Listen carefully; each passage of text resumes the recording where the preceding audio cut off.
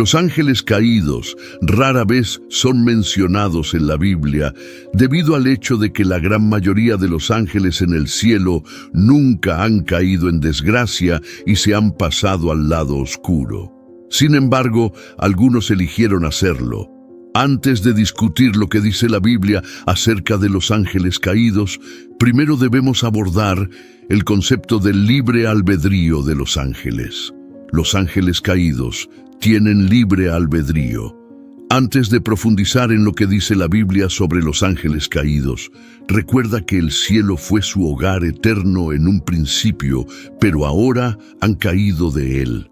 ¿Qué causó que todo esto ocurriera?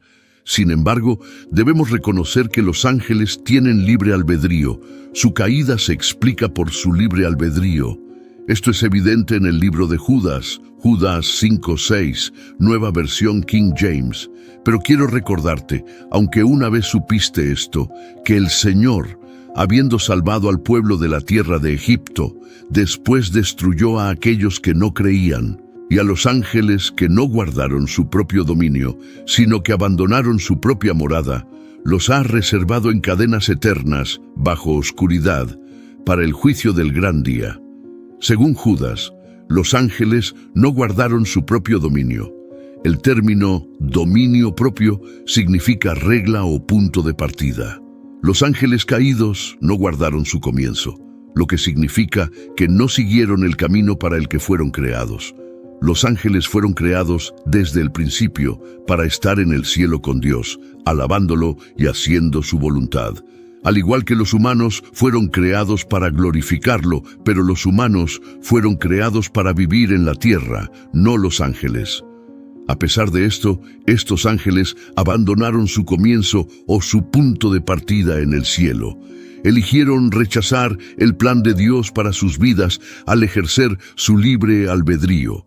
Según la Biblia, estos ángeles son ángeles caídos porque abandonaron el cielo. ¿Qué les sucedió a estos ángeles según la Biblia? 2 Pedro 2:4, nueva versión King James.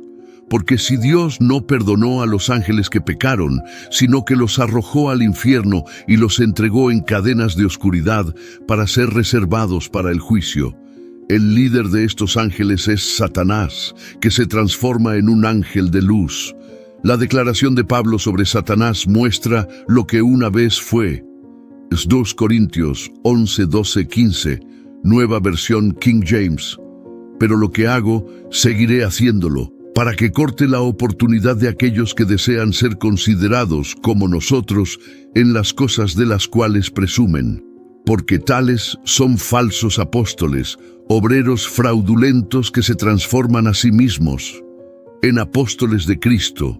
Y no es de extrañar, porque Satanás mismo se transforma en ángel de luz. Por lo tanto, no es sorprendente que sus ministros también se transformen en ministros de justicia, cuyo fin será conforme a sus obras.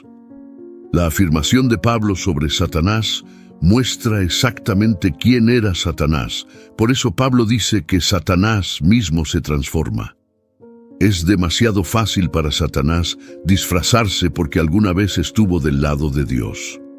Al igual que todos los demás ángeles, fue creado como un ángel, pero se rebeló y llevó consigo a otros ángeles. ¿Cómo llegaron a abandonar su dominio adecuado? Este es el lugar para aprender sobre la gran rebelión en el cielo, los ángeles caídos y la gran rebelión, como algunos la llaman. La gran rebelión fue un evento en el cual Satanás y un tercio de los ángeles del cielo llevaron a cabo una guerra contra Dios y sus ángeles en un intento de derrocar el reinado de Dios en la esfera eterna. Apocalipsis 12:7-12, nueva versión King James. Y se libró una guerra en el cielo. Miguel y sus ángeles combatieron contra el dragón. Y el dragón y sus ángeles pelearon, pero no prevalecieron, ni se halló ya lugar para ellos en el cielo. Así que fue arrojado fuera el gran dragón, la serpiente antigua, que se llama Diablo y Satanás, el cual engaña al mundo entero. Fue arrojado a la tierra, y sus ángeles fueron arrojados con él.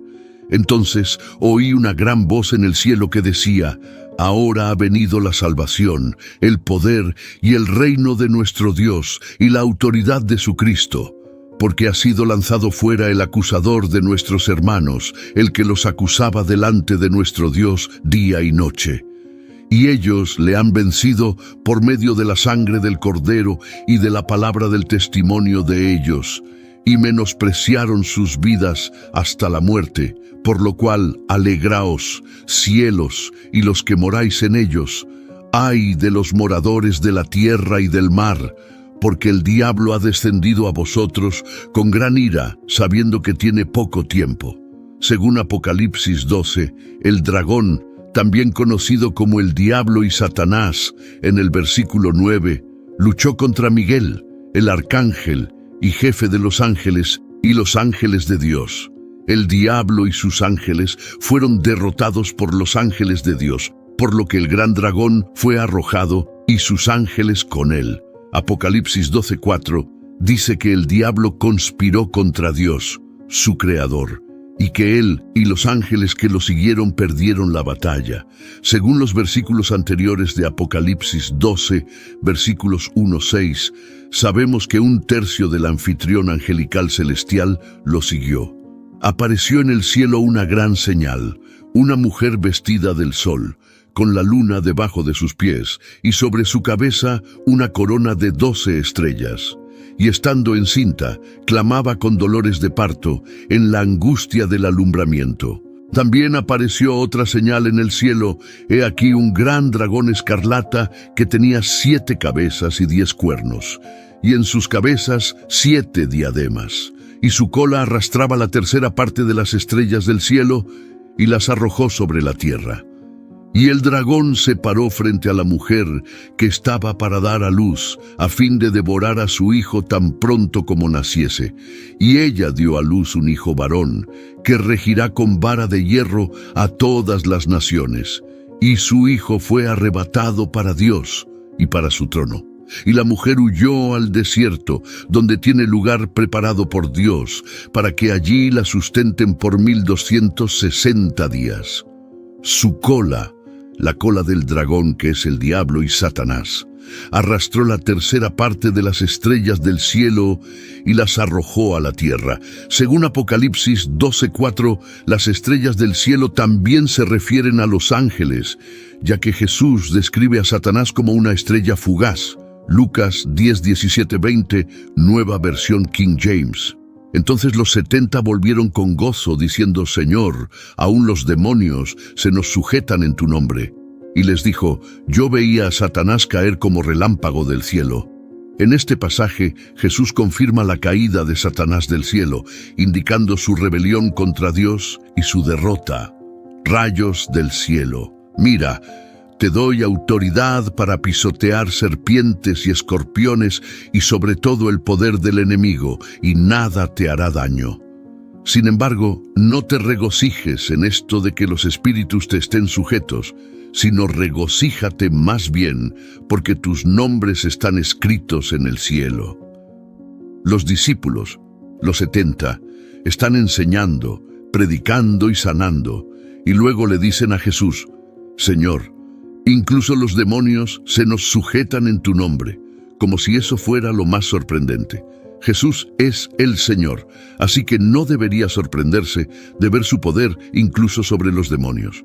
A pesar de esto, Jesús declara: vi a Satanás caer como un rayo del cielo.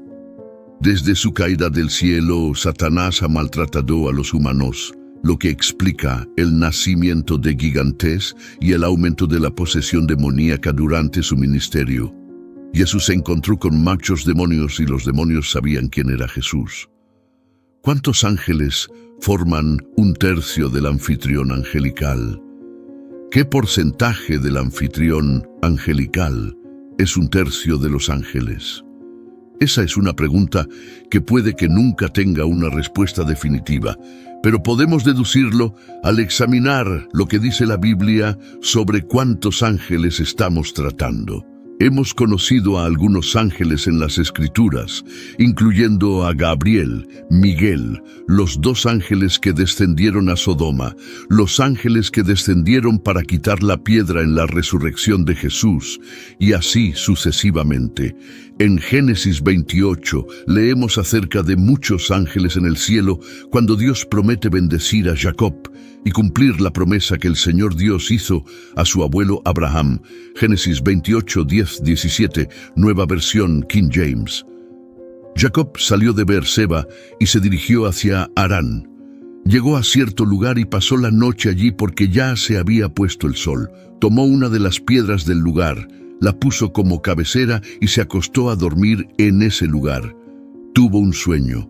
Vio una escalera apoyada en la tierra, con su extremo superior tocando el cielo y ángeles de Dios subiendo y bajando por ella.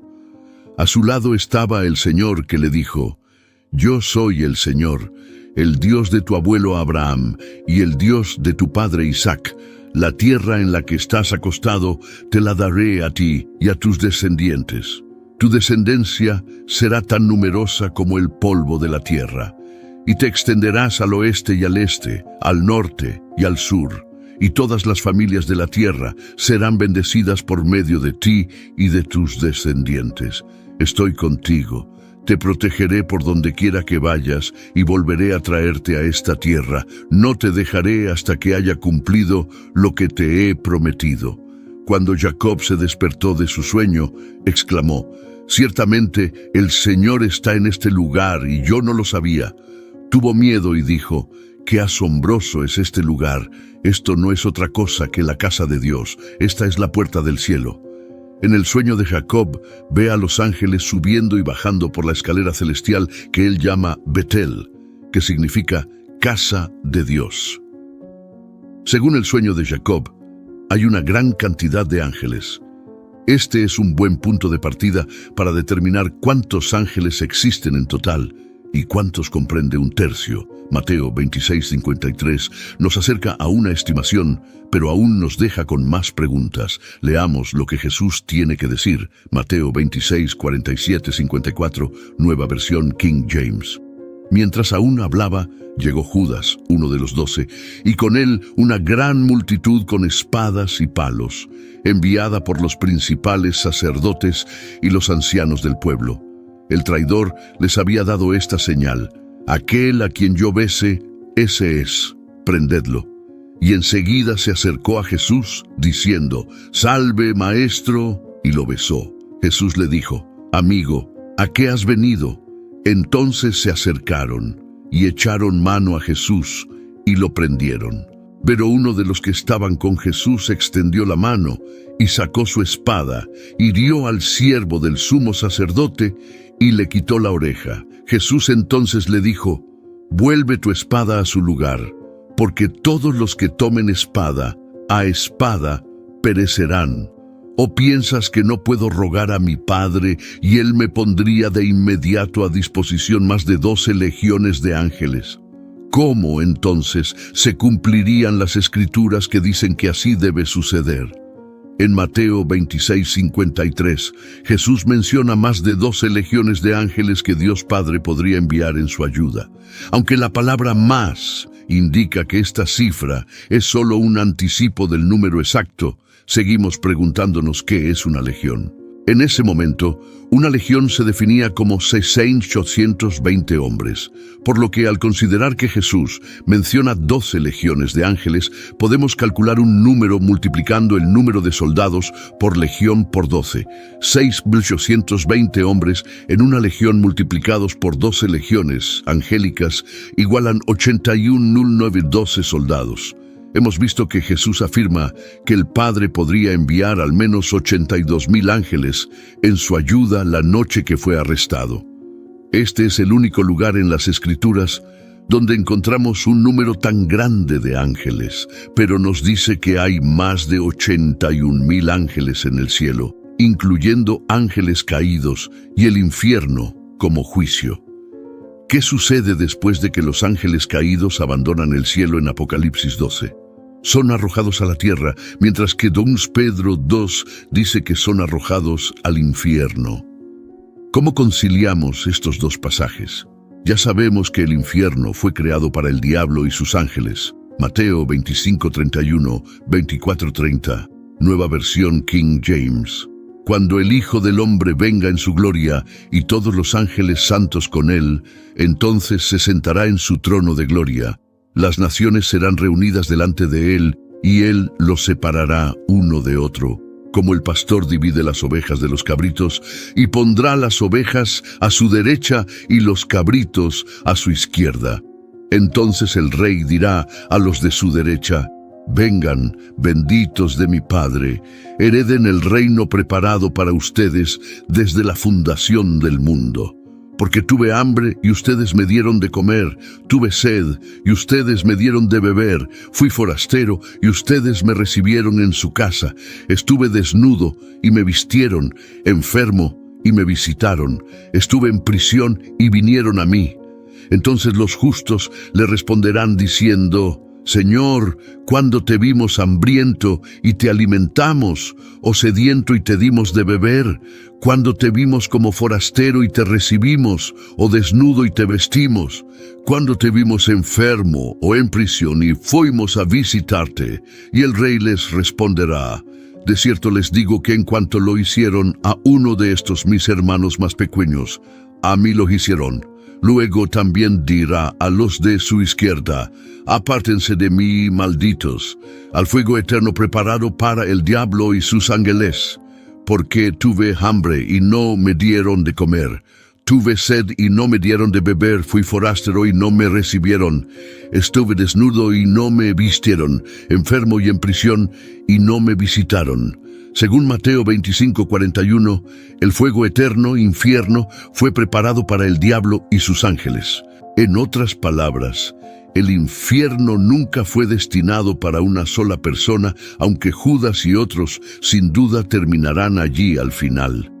Satanás y los ángeles caídos fueron los destinatarios pretendidos del infierno. El infierno fue creado en el cielo como un castigo final para los líderes de la gran rebelión. Pero el Señor permite que otros en las naciones que juzga vayan también allí debido a la elección, el libre albedrío y la responsabilidad dada por Dios al hombre de elegir su destino eterno, ya sea el cielo o el infierno. Y es al infierno a donde Satanás y los ángeles caídos, el tercio que se rebeló junto a él, irán al final de todas las cosas. Dios ejercerá su ira sobre aquellos que se han rebelado contra él, y Satanás y los ángeles caídos no escaparán indemnes. Hemos visto aquí que los ángeles caídos existen, a pesar de que la idea de haber caído de la gracia es difícil de entender para algunos de nosotros. Nos gustaría creer que los ángeles no pueden caer, pero la historia bíblica demuestra lo contrario. Se sabe que los ángeles caídos son un tercio del anfitrión angelical que sigue a Satanás en la gran rebelión y trata de derrocar a Dios y su trono para tomar el control del cielo. También sabemos que el intento fue un fracaso colosal y que Satanás y sus ángeles rebeldes fueron expulsados del cielo. Algunos ángeles caídos que ahora están en el infierno y otros que están en la tierra siguen caminos separados. Según Génesis 6, los ángeles caídos se mezclaron con los humanos y tuvieron hijos gigantes con mujeres humanas. 3 verdades para recordar sobre Satanás y los ángeles caídos. Jesús y Satanás no son opuestos iguales. Es un error grave considerar a Dios y al diablo como polos opuestos. Esto le da a Satanás mucho más crédito del que merece. La disparidad de poder entre Dios y Satanás es la de un creador infinito y su obra. No importa cuán astuto o poderoso pueda llegar a ser Satanás en su rebelión contra Dios, nunca podrá igualar el poder de aquel que lo creó. En pocas palabras, ningún ser angélico, ya sea caído o justo, puede competir con el poder y la fuerza de Jesús. Los seres angélicos son más poderosos que tú, pero no que el Espíritu Santo. Por otro lado, subestimar el poder de Satanás es un error igualmente peligroso. No es más fuerte que Dios, pero sí lo es más que tú. Durante milenios, Satanás ha ideado planes oscuros y malévolos. Es un mentiroso habilidoso y un manipulador con un poder sin igual para cualquier ser humano mortal. Sin embargo, aunque debemos estar alerta ante Satanás, no necesitamos temerle. Ni siquiera sabemos cuál es su verdadero nombre y creo que es a propósito. Es una pista sutil de que ni siquiera es una amenaza lo suficientemente grande para Dios como para justificar conocer su nombre. Entonces, aunque Satanás o cualquier ser angélico caído podría derrotarnos fácilmente, no tenemos nada que temer si eres seguidor de Jesús. El Espíritu Santo te ha unido a Él, por lo que el diablo no tiene poder sobre ti, excepto el que le permites tener. La derrota de Satanás fue predicha desde el principio. Podemos ver el fin desde el principio en los primeros capítulos de Génesis, cuando Dios declara al serpentario derrotado, incluso después de que logra llevar a Adán y Eva por mal camino. Esto es lo que Dios le dice al serpentario: pondré enemistad entre tú y la mujer, y entre tu descendencia y la suya. Él te aplastará la cabeza, y tú le aplastarás el talón. Génesis 3:15. Y vemos esta promesa cumplida en el sacrificio de Jesús. A pesar de haber recibido un golpe fatal, Jesús aplastó la cabeza de la serpiente mientras entregaba su espíritu. Esperamos con ansias el día en que su promesa se cumpla plenamente, y esa antigua serpiente, que es el diablo y Satanás, será arrojada a un lago de fuego para no hacer daño ni ser herido nunca más. Apocalipsis 20. Gracias a la cruz de Cristo tenemos esta esperanza. Permanezcan preparados para la guerra espiritual. Muchos de nosotros, criados en tiempos modernos, frecuentemente somos ciegos a las realidades espirituales y las fuerzas invisibles que están en juego. Sabemos acerca de ellas por los libros, hablamos sobre ellas. Sin embargo, pocos de nosotros realmente participamos en ellas. Al hacerlo, podemos exponernos a un ataque espiritual. La forma más rápida de perder una batalla es no darse cuenta de que está involucrado en una. El poder de Jesús va mucho más allá de las palabras en una página y la esperanza de después de la muerte. Cada día, batallas espirituales se libran a nuestro alrededor. Si queremos ser guerreros espirituales eficaces, debemos enfocarnos en la oración, sintonizar nuestros corazones con la presencia muy real de Dios y cultivar el discernimiento mientras buscamos hacer la obra de nuestro Padre. Nuestro adversario es formidable, pero nuestro Dios lo es aún más. Espero que hayan encontrado esta exploración sobre los ángeles caídos y el plan divino interesante y esclarecedora. La historia de los ángeles caídos nos recuerda no solo la realidad de la batalla espiritual, sino también el poder redentor de Dios a través de Jesucristo. Si aprendieron algo nuevo hoy o encontraron inspiración en esta historia, por favor, compártanlo en los comentarios a continuación.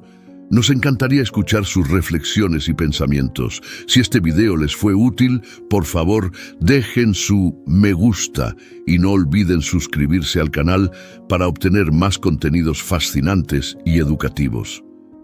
Al suscribirse, se mantendrán actualizados con nuestras últimas exploraciones y análisis de temas intrigantes. Gracias por ver y por ser parte de nuestra comunidad. Hasta la próxima vez. Cuídense y continúen explorando el mundo del conocimiento con nosotros.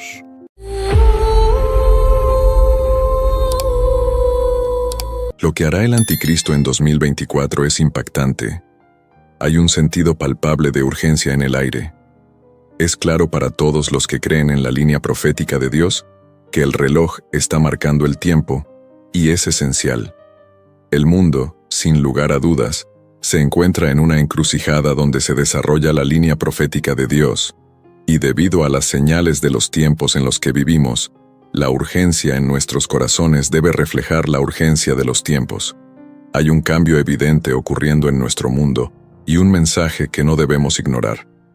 El título de nuestro sermón es Lo que hará el anticristo en 2024 es impactante.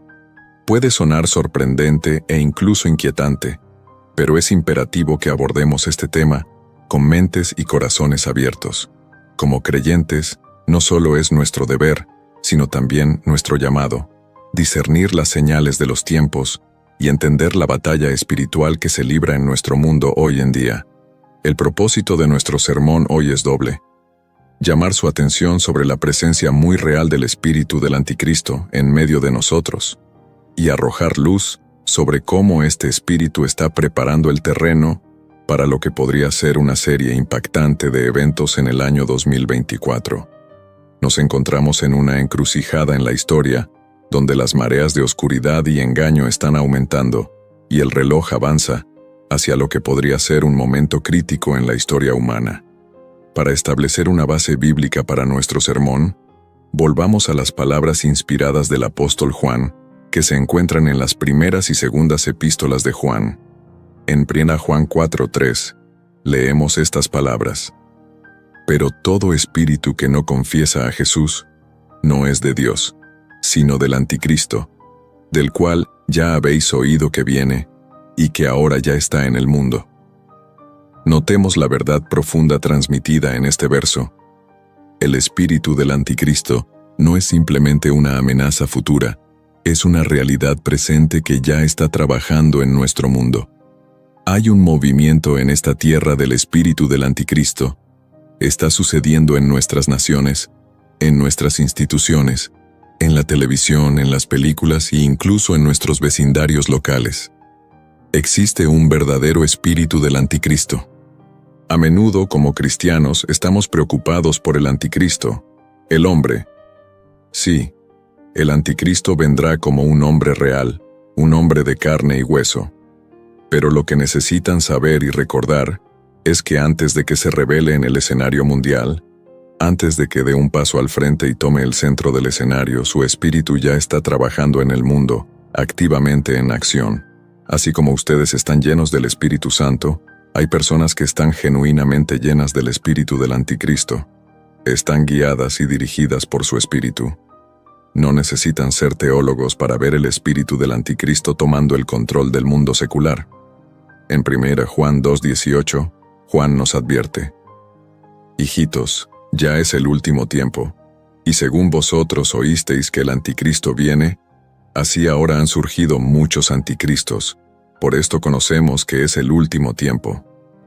Las palabras de Juan resuenan con una urgencia que nosotros también debemos reconocer hoy. Estamos en la última hora.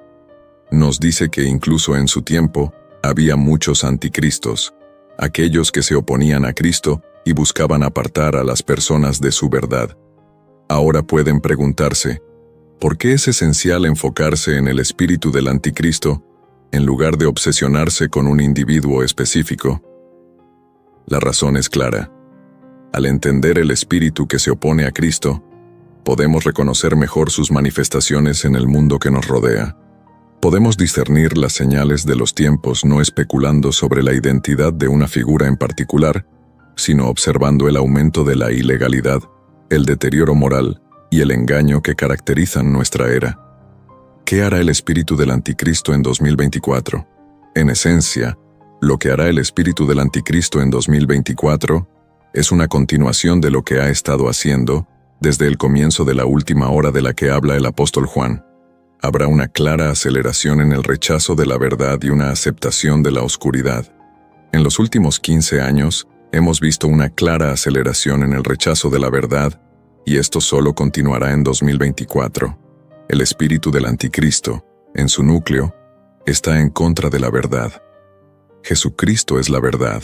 Jesucristo es la luz, y podemos ver cómo las corrientes se están moviendo en este mundo cada vez más, ya que las personas ya no aceptan la verdad absoluta. Estamos viviendo en un mundo donde las personas aman la oscuridad. Observen las tonterías que se están aceptando en el mundo hoy en día. Esto no es natural. Es casi como si el sentido común ya no fuera común. Cada persona tiene su propia verdad y esto continuará. Estamos viviendo en un mundo en el que algunos han rechazado la realidad y han decidido vivir en su propia realidad. en preparación para adorar a un hombre, el acondicionamiento de las personas para seguir y adorar a un líder o figura carismática continuará aumentando en los próximos años, incluyendo en 2024, cuando llegue el Anticristo. No le tomará décadas ser reverenciado y adorado. En este momento, los corazones de hombres y mujeres de todo el mundo están siendo sutilmente persuadidos por el espíritu del Anticristo para depositar su confianza y lealtad en un hombre, en lugar de en Dios. Las personas tienen la percepción equivocada de que cuando llegue el Anticristo, tendrá que transformar el mundo y cambiar drásticamente la forma en que opera. Pero eso no es cierto.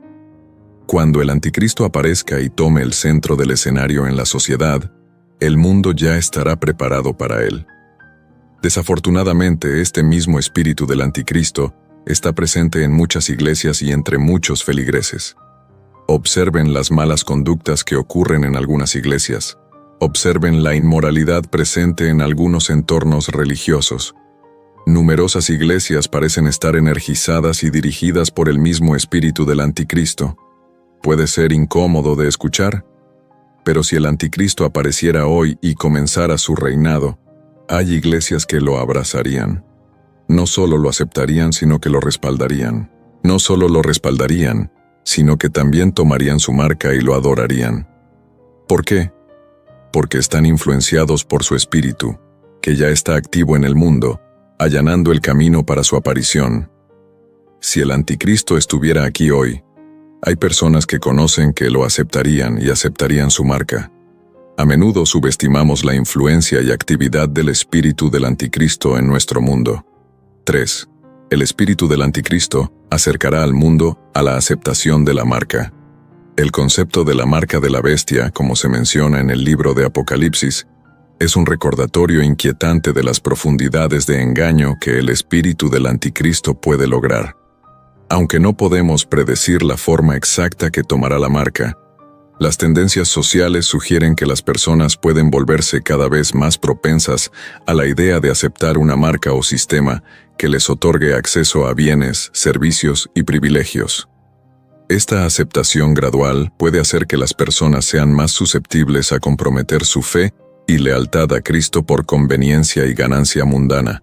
Apocalipsis 13, 16, 17 dice: «Y hacía que a todos, a pequeños y grandes, ricos y pobres, libres y esclavos, se les pusiese una marca en la mano derecha o en la frente, y que ninguno pudiese comprar ni vender, sino el que tuviese la marca o el nombre de la bestia, o el número de su nombre». Durante generaciones, eruditos, teólogos y santos de Dios han reflexionado sobre esta profecía, considerándola como un escenario distante en un futuro inimaginable. Sin embargo, con la velocidad del avance tecnológico y los cambios societales que estamos presenciando hoy en día, esta profecía parece menos como una visión lejana y más como una realidad inminente. La era digital ha traído consigo capacidades que solo podíamos soñar hace unas décadas. El mundo en el que vivimos hoy es completamente diferente al mundo en el que vivíamos hace 40 años. Los vehículos a través de los cuales me están escuchando ahora simplemente no existían y eran inimaginables. Tecnologías biométricas como el reconocimiento facial y de huellas dactilares se han vuelto comunes. Chips RFID y tecnologías de comunicación de campo cercano, NFC, están integrados en nuestra vida cotidiana, desde pagos sin contacto hasta entradas sin llave. Además, hay un impulso global hacia una sociedad sin dinero en efectivo, donde las monedas digitales y las transacciones en línea se están convirtiendo rápidamente en la norma. Estos desarrollos representan la infraestructura que teóricamente podría respaldar el tipo de sistema descrito en Apocalipsis 13. Además, la creciente interconexión mundial y la convergencia de los sistemas financieros globales significan que implementar un sistema universal como el descrito en la profecía es más factible ahora que nunca antes. Estamos en la última hora, damas y caballeros. Las recientes y sin precedentes eventos, especialmente en los últimos 5 años, han demostrado la capacidad del mundo para unirse y adoptar soluciones unificadas.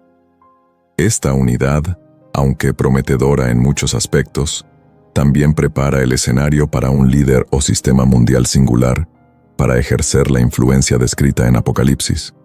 En esencia, aunque no podemos afirmar definitivamente que estemos al borde de presenciar el cumplimiento de Apocalipsis 13, 16, 17, las piezas del rompecabezas están claramente sobre la mesa. El mundo nunca ha estado tan preparado tecnológica y sociopolíticamente para que estos eventos ocurran.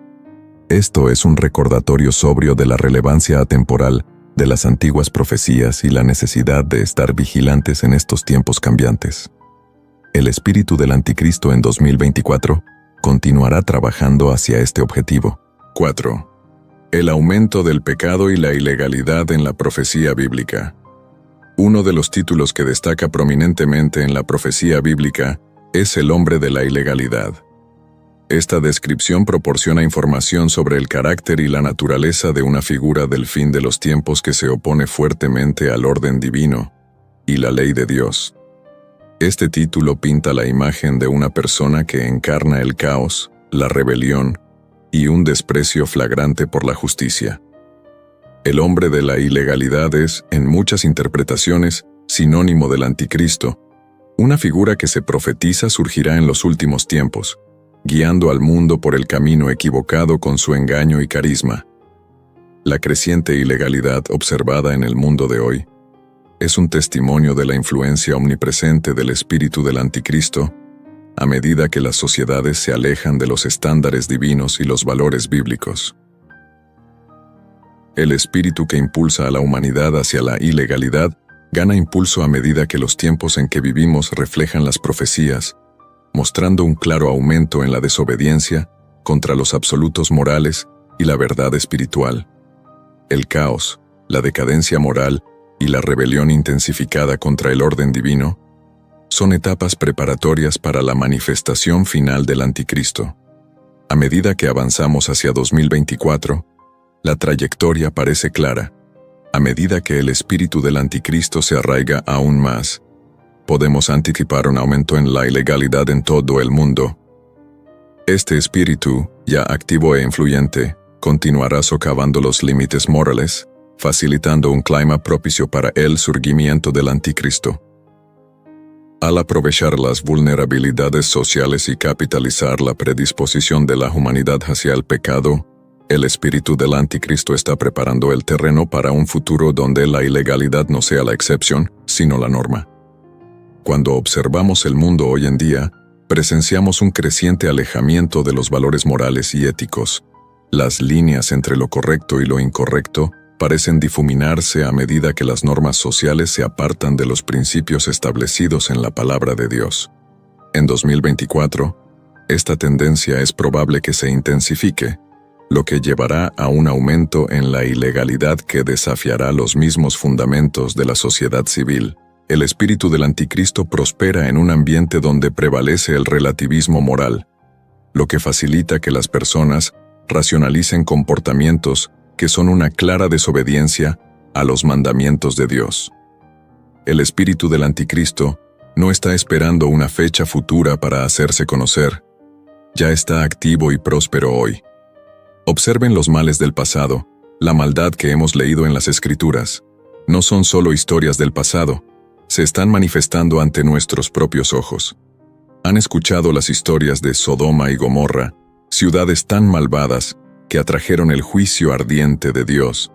Les han contado sobre los días de Noé, un tiempo tan corrupto que Dios purificó la tierra con un diluvio.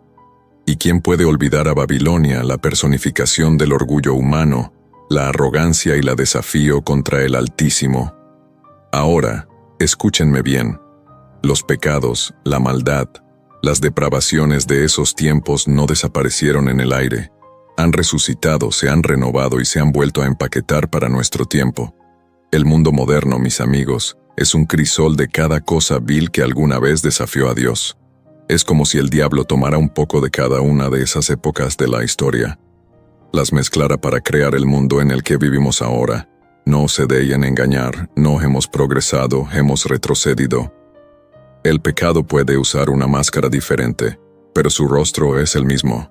El pecado puede tener herramientas modernas, pero su intención es antigua. El diablo no necesita inventar nuevos pecados, simplemente reutiliza los antiguos para una nueva generación. Permítanme decirles algo. La conveniencia del pecado en nuestros días debería aterrarnos. Hubo un tiempo en que el pecado requería esfuerzo, cuando tenías que aventurarte en el mundo para encontrarlo. Pero ahora, el pecado lama a nuestras puertas, llega directamente a nuestros hogares, acecha en los dispositivos móviles que sostenemos en nuestras manos. Estamos en una era digital donde la maldad está a solo un clic de distancia. Es un mundo donde nuestros hijos, justo bajo nuestros techos, pueden estar expuestos a cosas que harían que Sodoma se sonrojara. Un mundo donde la tentación no está a la vuelta de la esquina, sino justo en nuestros bolsillos. Pero permítanme recordarles que esto no sucede por casualidad. Está orquestado. Es un esfuerzo conjunto del espíritu del anticristo para adormecernos, para sensibilizarnos, para hacernos aceptar lo inaceptable y para preparar al mundo para el hombre de la ilegalidad y el hombre del pecado. Es el plan del diablo hacer que el pecado sea tan común, tan prevalente, que ya no lo veamos por lo que realmente es: una rebelión contra un Dios santo. No estamos esperando la llegada del anticristo. Mis amigos, su espíritu ya está aquí, trabajando tras bastidores, manipulando las cuerdas, dando forma a culturas y sociedades, y haciendo que lo anormal parezca normal. Esta es la estratagema del diablo para preparar al mundo para el surgimiento eventual de su elegido. El mundo está al borde del precipicio con el espíritu del anticristo más potente que nunca. Como creyentes, debemos equiparnos con la armadura de Dios, fortalecer nuestra fe y brillar como faros de luz en la oscuridad envolvente. Los eventos de 2024, aunque inciertos en detalles, son indudablemente cruciales en la línea profética de Dios. Seamos diligentes, no solo espectadores, sino guerreros activos por Cristo, manteniéndonos firmes contra la marea engañosa y anunciando el reino de Dios. El momento de prepararse y actuar es ahora, porque la hora está realmente avanzada.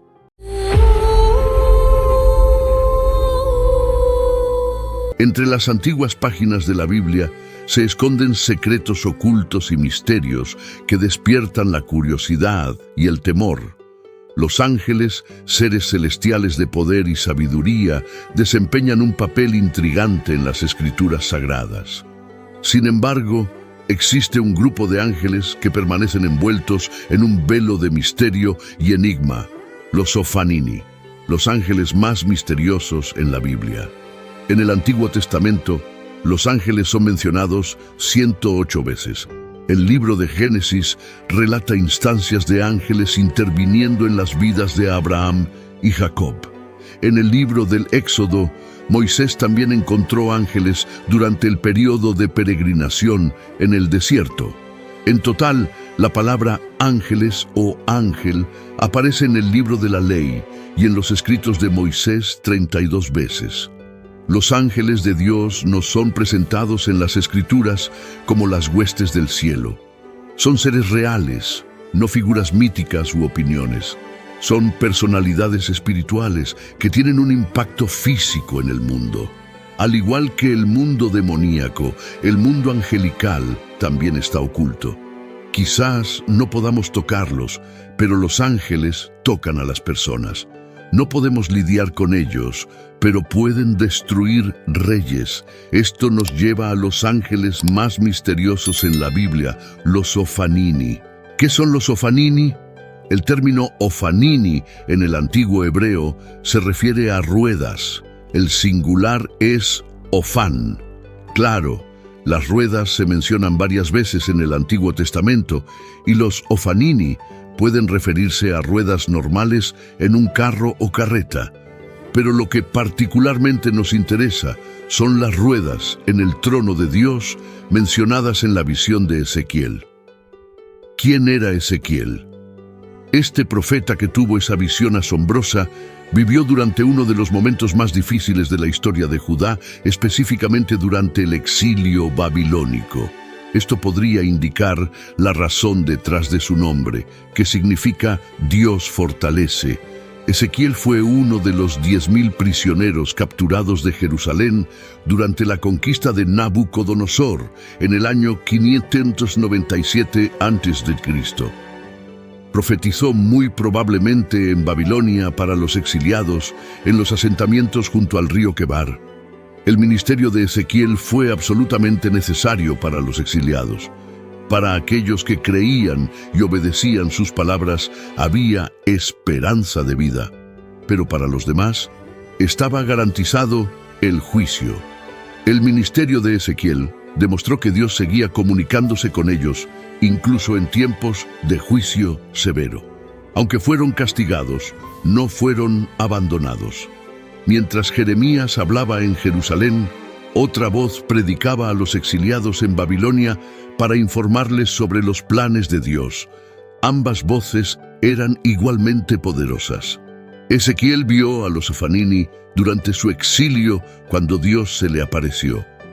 Dios utilizó ese encuentro para iniciar el ministerio profético de Ezequiel, mostrándole una visión sorprendente. Es difícil definir cómo se representan los Ofanini en esta visión, en la visión de Ezequiel, sin considerar la totalidad de la revelación. Dios elige abrir los cielos ante los hoyos temporales de Ezequiel. La descripción de la visión inaugural de Ezequiel es uno de los pasajes más difíciles de traducir en todo el Antiguo Testamento. Ezequiel primero relata dónde estaba cuando tuvo la visión. En el versículo 1 al 4, sucedió en el 10º año, en el 5º día del 4º mes. Estando él en medio de los cautivos junto al río Quebar, se abrieron los cielos y tuvo visiones de Dios en el 5º día del mes, en el 5º año del cautiverio del rey Joaquín. La palabra del Señor vino expresamente a Ezequiel, hijo de Buzi, el sacerdote, en la tierra de los caldeos, junto al río Quebar. Y allí vino sobre mí la mano del Señor. Ezequiel observó que un viento tempestuoso venía del norte, una gran nube con fuego revoloteaba y un resplandor la rodeaba.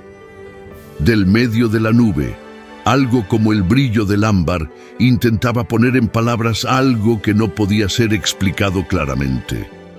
Utilizó comparaciones para describirlo, comparándolo con otras cosas para dar una idea de lo que era.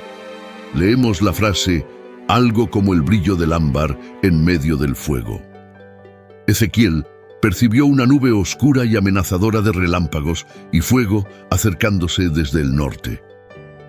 Dentro de la nube había 4 seres luminosos que brillaban intensamente. A pesar de tener apariencia humana, no eran humanos en absoluto. Cada uno tenía 4 caras diferentes.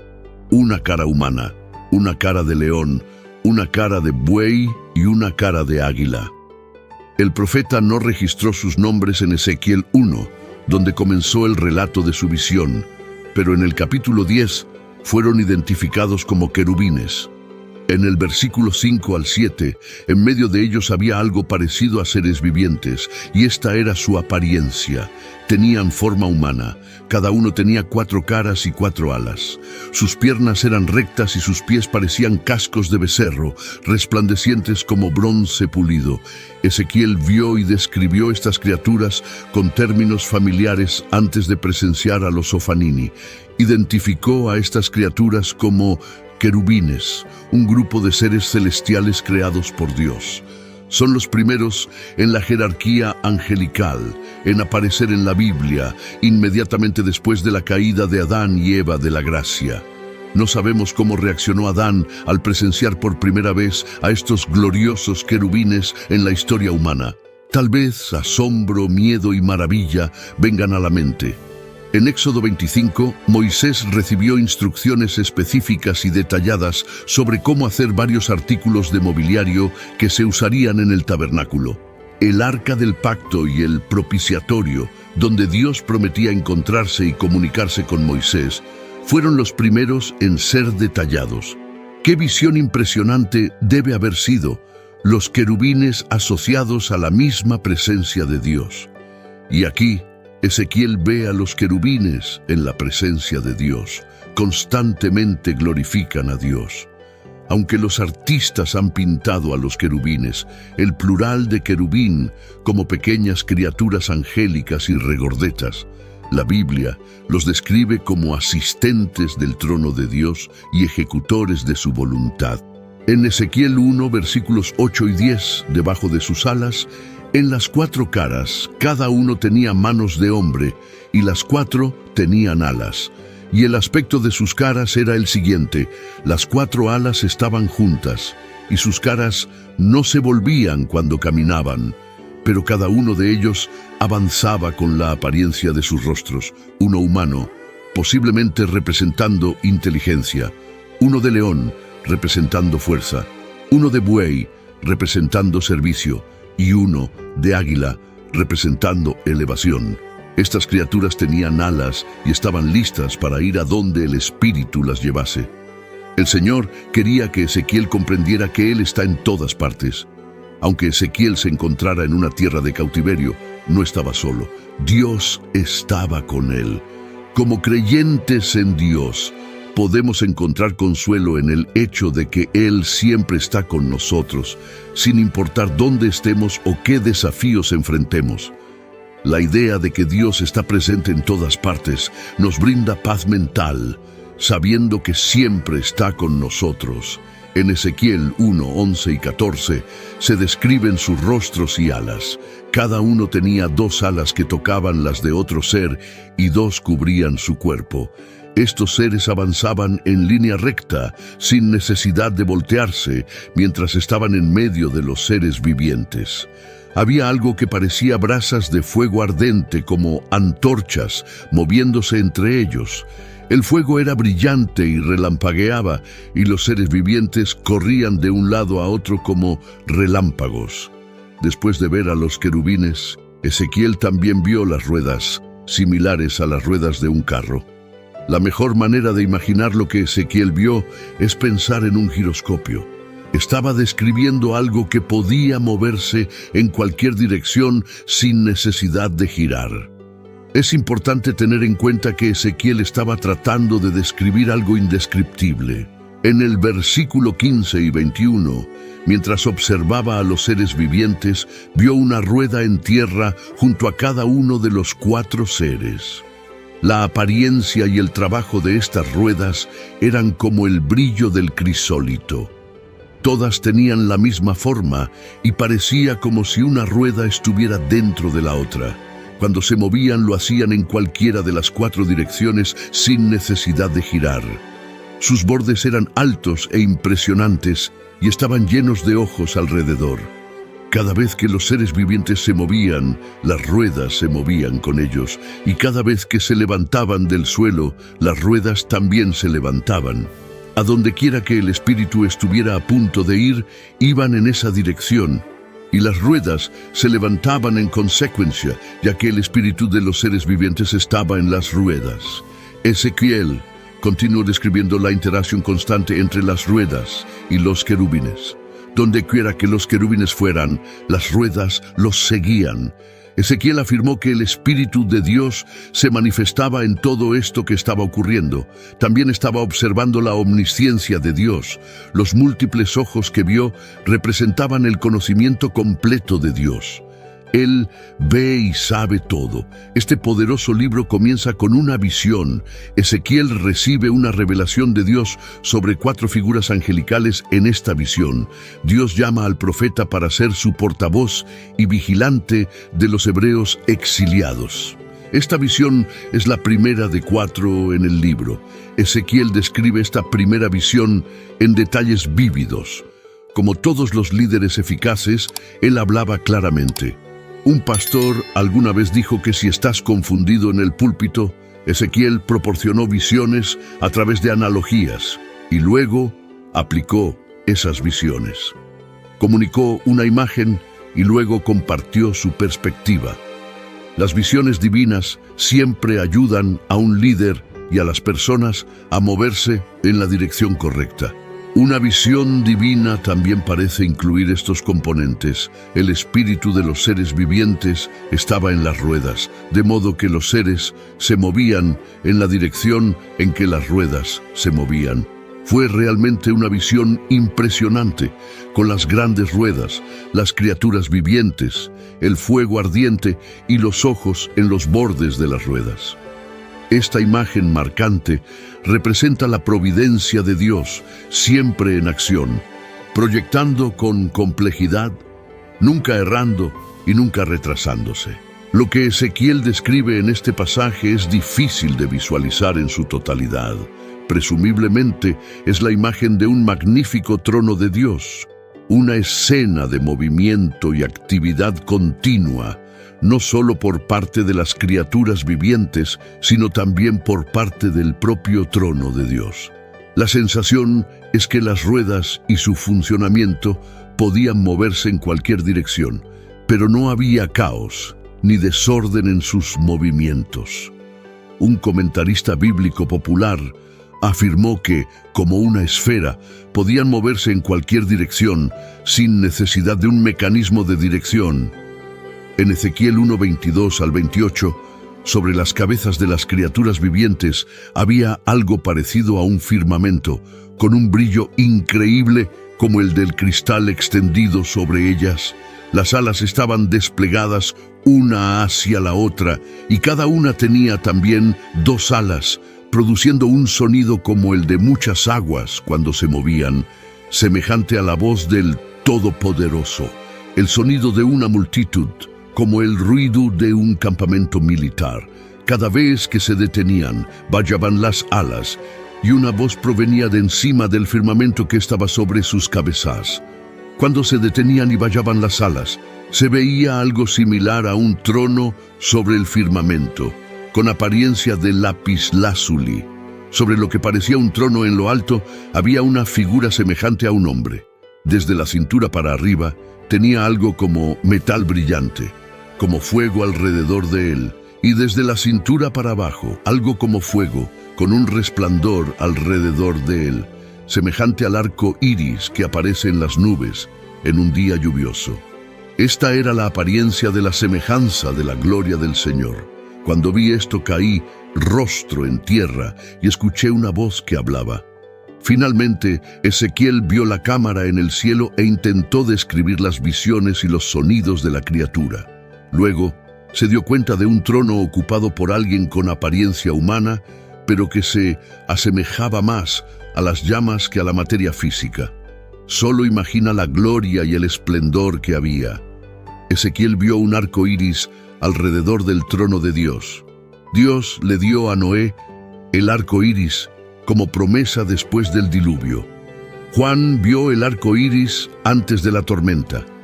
Ezequiel presenció un arco iris en medio de la tempestad que simbolizaba la alianza y promesa de Dios, así como su poder divino. El mensaje transmitido es sobre el magnífico poder de Dios. Él estaba consolando a Ezequiel, asegurándole que Él está en control y que no hay nada que esté fuera de sus capacidades. La omnipotencia de Dios significa que ningún problema o dificultad que enfrentemos está más allá del poder de Dios para intervenir. Puede que no podamos manejarlo, pero Dios sí puede. No necesitamos preguntarnos. Cuando Ezequiel cayó postrado, fue expuesto a la gloria de Dios, la manifestación externa de su presencia divina. Cuando alguien experimenta la magnificencia y grandeza del Señor, la única respuesta natural es inclinarse con reverencia. Durante los desafiantes tiempos del ministerio de Ezequiel, Dios le recordó una visión para tranquilizarlo, asegurándole que aún estaba en control de su trono en los cielos. A pesar de estar lejos de Jerusalén, él sabía que Dios estaba con él. De la misma manera, los creyentes hoy pueden sentirse como si estuvieran exiliados en esta era actual. En el mundo actual hay un aumento de maldad y comportamiento inmoral. Incluso las personas que asisten a iglesias pueden parecer aceptar las enseñanzas de la Biblia. Sin embargo, podemos encontrar consuelo en la descripción de la magnificencia de Dios dada por Ezequiel. Tal vez no veamos las ruedas como Él las vio, pero sabemos que Dios está con nosotros, donde sea que estemos y pase lo que pase. Él lo sabe todo y puede hacer cualquier cosa. Además, nos ha dado su Espíritu Santo para ser nuestro ayudante. Debemos tener estas verdades en mente y permanecer firmes en nuestra fe en Él durante estos tiempos desafiantes hasta el día en que seamos llamados a unirnos a Él en el cielo. Puede ser difícil visualizar lo que Ezequiel vio y expresó en este pasaje. La descripción de los múltiples ojos es similar a cómo Juan describió a los propios querubines en Apocalipsis 4:6 de la Nueva Versión Internacional. En medio y alrededor del trono había 4 seres vivientes, llenos de ojos por delante y por detrás. La sensación es de un conocimiento y una inteligencia excelentes. Las 4 ruedas y sus movimientos se alineaban con los 4 querubines. Mientras giraban, estaban interconectados de tal manera que Ezequiel pudo escribir que el espíritu de los seres vivientes estaba en las ruedas. Los Ofanini también se mencionan de manera similar en Ezequiel 10. Ezequiel llegó a entender que el carro o trono de Dios estaba en movimiento. La imagen puede parecer extraña para los lectores modernos, pero es importante recordar que esta es una experiencia visionaria. Las características surrealistas pueden superar el realismo en estos pasajes. El trono de Dios está montado sobre ruedas dentro de ruedas, en ángulos cruzados, de modo que el trono puede moverse en cualquier dirección sin tener que girar. Los Ofanini han sido motivo de fascinación para muchos y, más tarde, escritores apocalípticos judíos les dieron vida propia. Las ruedas finalmente fueron reconocidas como un tipo separado de ángel conocido como Ofanín.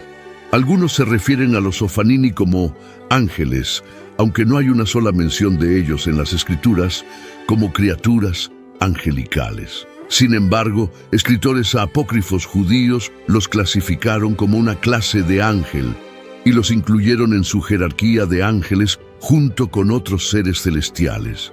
Con los serafines y querubines, los Ofanín comparten similitud de vida, su poder sobrenatural y su intimidad cercana al trono de Dios.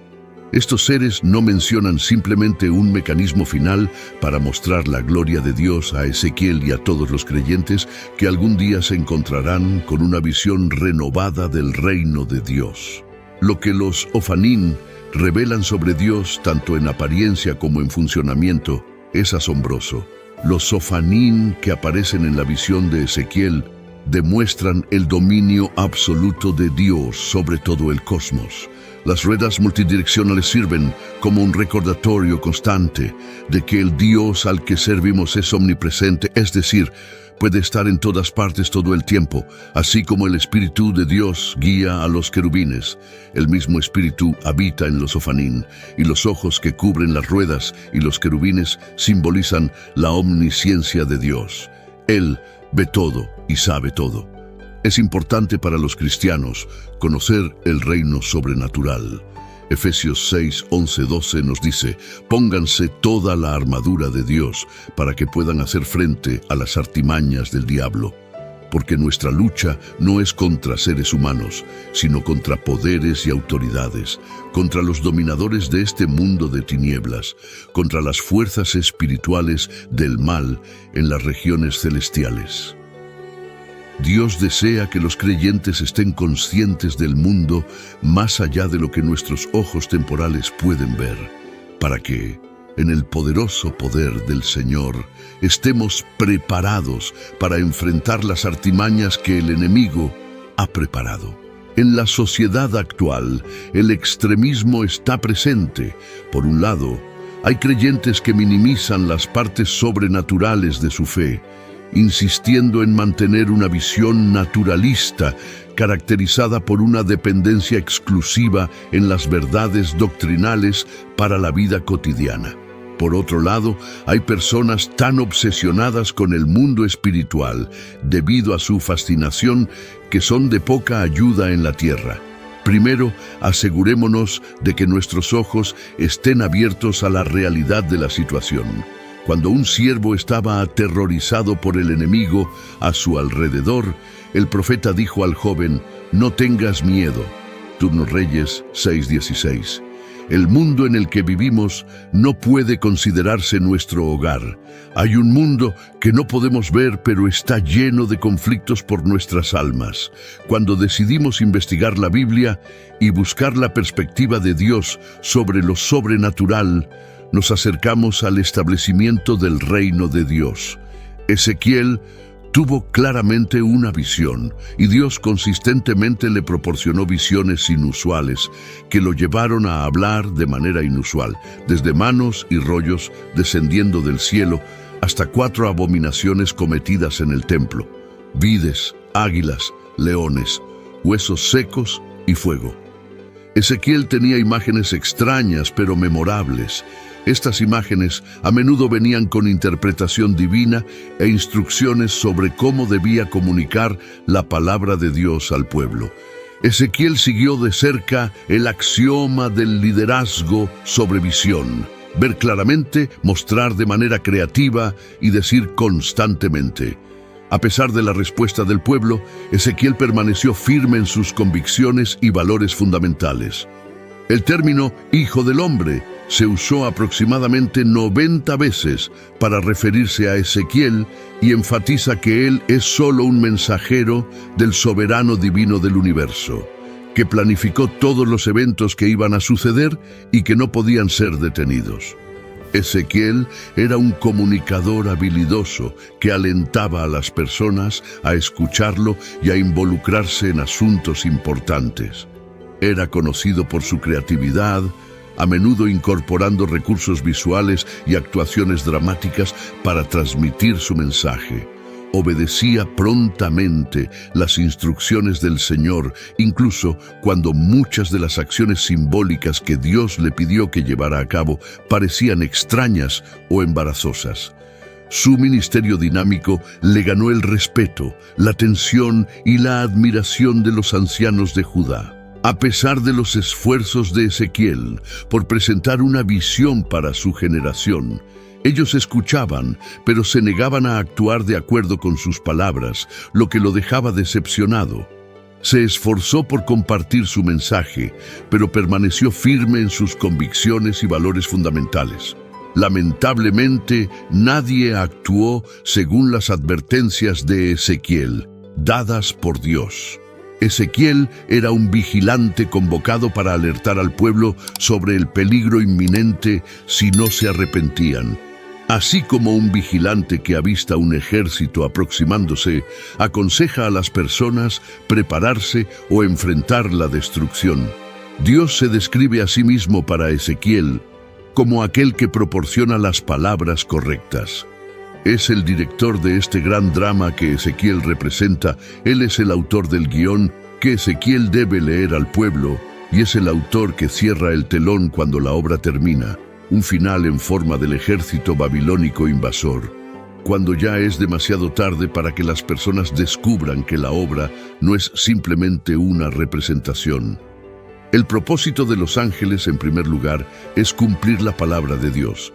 Los ángeles son los anfitriones en la actuación de Dios. Siguen la palabra de Dios para asegurar su cumplimiento. En la Biblia, la frase «El Señor de los ejércitos lo cumplirá» se usa frecuentemente cada vez que se da una profecía notable que no puede ser explicada humanamente. Los ángeles de Dios tienen licencia para llevar a cabo todo lo que sale de la boca de Dios. Son las tropas de ataque que enfrentan a los oponentes. Siempre obtienen respuestas y son victoriosos después de cada acción. Además, complacen a Dios. Salmo 103, 20-21. Bendigan al Señor ustedes, sus ángeles poderosos, que cumplen sus órdenes y obedecen su palabra. Bendigan al Señor todos sus ejércitos celestiales, ustedes, sus siervos, que hacen lo que le agrada. Los ángeles están comprometidos a obedecer los mandamientos de Dios, por lo que pueden ser enviados a realizar todo lo que Dios ha ordenado. La palabra dice: díganle a los justos que les irá bien, que disfrutarán de las recompensas de sus buenas acciones. Isaías 3:10. Además de los Ofanim, los ángeles tienen diferentes jerarquías. En un sentido general, el grupo más grande de ángeles se llama ángeles regulares. La mayoría de las veces que se mencionan los ángeles en la Biblia se refiere a estos ángeles no identificados. Hablar de ángeles comunes puede parecer una contradicción en términos. Después de todo, ¿cómo podrían estos seres extraordinarios considerarse algo común? Sin embargo, en cierto sentido, esta designación es adecuada cuando los contrastamos con las diversas clases u órdenes de ángeles mencionadas en la Biblia: querubines, serafines y arcángeles. ¿Cuál es la relevancia de los ángeles? La siguiente pregunta es: ¿los ángeles todavía son relevantes? ¿Los necesitamos hoy como cristianos llenos del Espíritu Santo? Una mirada a las vidas distintivas de las personas en la Biblia revela que todas ellas experimentaron comunión angélica.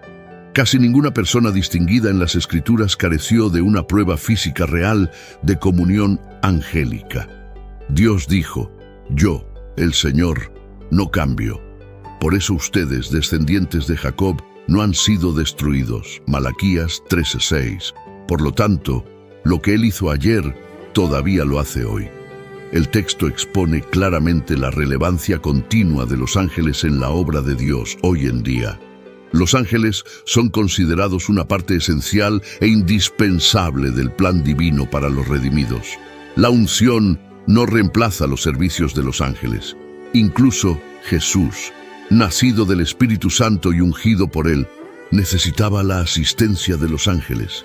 Es asombroso pensar que Jesús creía en los ángeles y disfrutaba de su ministerio, a pesar de ser el Hijo del Altísimo. Incluso antes de su nacimiento, el anuncio de su llegada fue hecho por un ángel. Cuando surgió peligro debido a las noticias de su nacimiento, un ángel instruyó a José a llevar al bebé Jesús a Egipto para que se cumplieran las Escrituras. Sin embargo, a pesar de la importancia de los ángeles, hay limitaciones en nuestra percepción de su ministerio en nuestras vidas. La primera limitación es la ceguera espiritual. Para experimentar plenamente todo lo que está escrito en la palabra, es necesario creer antes de poder experimentarlo. Los ángeles, como anfitriones del cielo, nos rodean, pero el mundo demoníaco y el mundo angelical son invisibles. Debemos reconocer que los ángeles pertenecen a una dimensión de creación que apenas comprendemos. En este reino, las restricciones son diferentes a las que Dios ha establecido en nuestro mundo.